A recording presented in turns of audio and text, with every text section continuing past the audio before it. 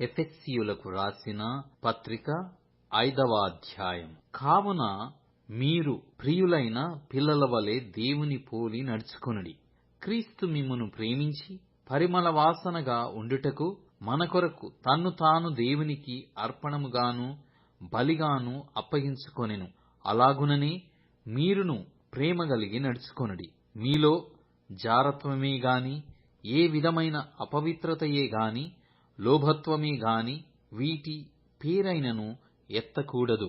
ఇదే పరిశుద్ధులకు తగినది. కృతజ్ఞతా వచనమే మీరుచ్చరింపవలెను గాని, మీరు బూతులైనను పోకిరి మాటలైనను సరసోక్తులైనను ఉచ్చరింపకూడదు. ఇది మీకు తగదు. వ్యభిచారి అయినను అపవిత్రుడైనను విగ్రహారాధికుడైనను ఉన్న లోబి అయినను క్రీస్తు యొక్కయు దేవుని యొక్కయు రాజ్యమునకు హక్కుదారుడు కాడను సంగతి మీకు నిశ్చయముగా తెలియును.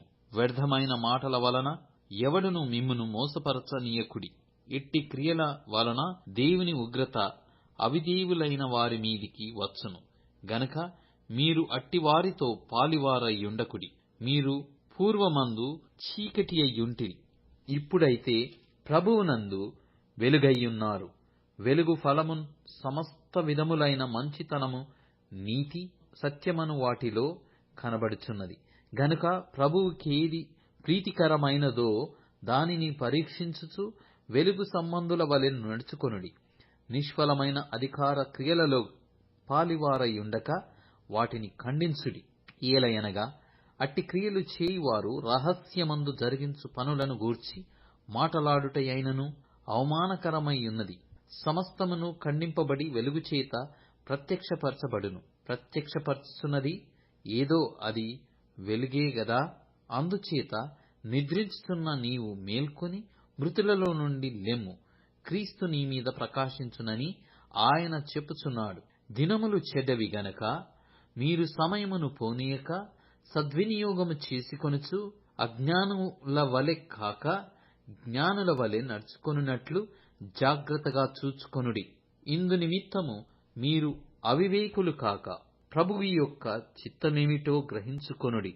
మరియు మద్యముతో మత్తులయ్యుండకుడి, దానిలో దుర్వ్యాపారము కలదు. అయితే ఆత్మ పూర్ణులయ్యుండుడి.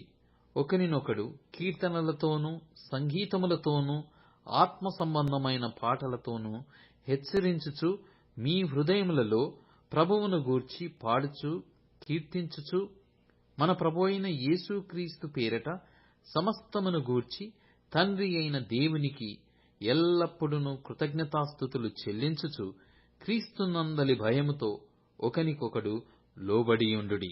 స్త్రీలారా, ప్రభువునకు వలె మీ సొంత పురుషులకు లోబడియుండుడి. క్రీస్తు సంఘమునకు శిరస్సయ్యున్న లాగున పురుషుడు భార్యకు శిరస్సయ్యున్నాడు. క్రీస్తే శరీరమునకు రక్షకుడయ్యున్నాడు. సంఘము క్రీస్తునకు లోబడినట్టుగా భార్యలు కూడా ప్రతి విషయములోనూ తమ పురుషులకు లోబడవలెను. పురుషులారా, మీరును మీ భార్యలను ప్రేమించుడి. అటువలే క్రీస్తు కూడా సంఘమును ప్రేమించి అది కళంకమైనను మడతయైనను అట్టిది మరి ఏదైనను లేక పరిశుద్ధమైనదిగాను నిర్దోషమైనదిగాను మహిమగల సంఘముగాను ఆయన తన ఎదుట దానిని నిలవబెట్టుకొనవలెనని వాక్యముతో ఉదక స్నానము చేత దానిని పవిత్రపరచి పరిశుద్ధపరచుటకై దాని కొరకు తన్ను తాను అప్పగించుకొనెను. అటువలనే పురుషులు కూడా తమ సొంత శరీరముల వలె తమ భార్యలను ప్రేమింపబద్ధులైయున్నారు. తన భార్యను ప్రేమించువాడు తన్ను ప్రేమించుకొనుచున్నాడు. తన శరీరమును ద్వేషించువాడెవడునూ లేడు గాని ప్రతివాడును దానిని పోషించి సంరక్షించుకొనును. మనము క్రీస్తు శరీరమునకు అవయవములమైయున్నాము గనక అలాగే క్రీస్తు కూడా సంఘమును పోషించి సురక్షించుచున్నాడు. ఈ హేతువు చేత పురుషుడు తన తండ్రిని తల్లిని విడిచి తన భార్యను హత్తుకొనును, వారిద్దరును ఏక శరీరమగుదురు. ఈ మర్మము గొప్పది. అయితే యేసు క్రీస్తును గూర్చియు సంఘమును గూర్చియు చెప్పుచున్నాను.